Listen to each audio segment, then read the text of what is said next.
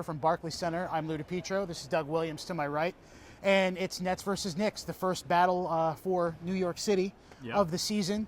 Unfortunately, in the standings, it's not exactly a We thought this was going to be a bigger deal. I mean, I think everybody had this game circled on their calendar from day one. Now we're looking at a 5-13 team and a 3-13 team. This just really isn't the matchup that we thought. Now, we talked about yesterday, there's a difference between a really important game and a really good game. This is a really important game. Yes. Meaning that both of these teams desperately need to win.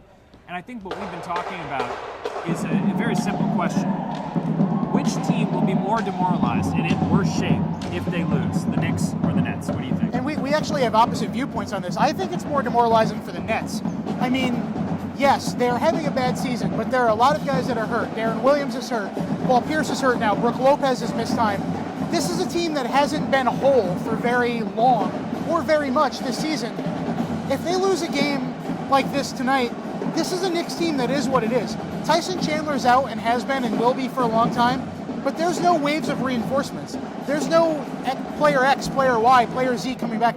This is pretty much the Knicks.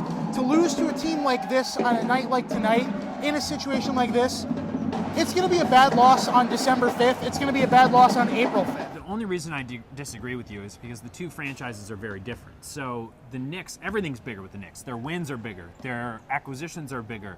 Their losses are bigger because they're this long tenured franchise.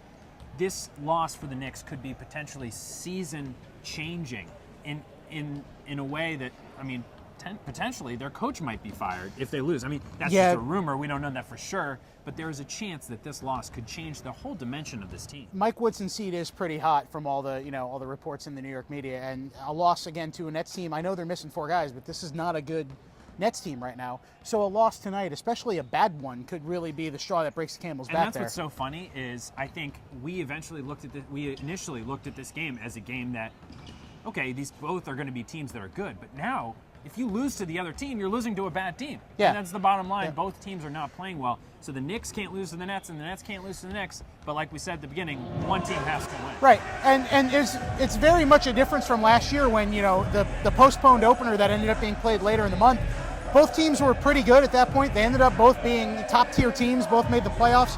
Now this is like the Tank for Wiggins Bowl almost, it seems like. The loser of this game is going to be kind of at the bottom of the NBA. And the silver lining of this whole game and the whole atmosphere here is that I would put my money on one of these teams winning the Atlantic Division. Even though they've gotten to such bad starts, who else is going to win it? Right. Somebody's got to go out and take it. Both of these teams clearly have the most talent in the division. The Nets are 2 games out right now of the division lead, and the Knicks are 3 out. It's not, as we've said multiple times on the Yes Men, it's not by any stretch of the imagination over. Even though we're 18 games into the season and the teams are this far below 500, everyone is. There's 2 teams in the East that are above 500 and 1 at 500 in the Wizards. It's not over by a long shot just yet. And, we have the other things going on right now, as we talked about with the Jason Kidd, Lawrence Frank saga going on right now. Obviously, Kidd will be on the bench tonight. Lawrence Frank won't be there. He'll be doing his reports, whatever.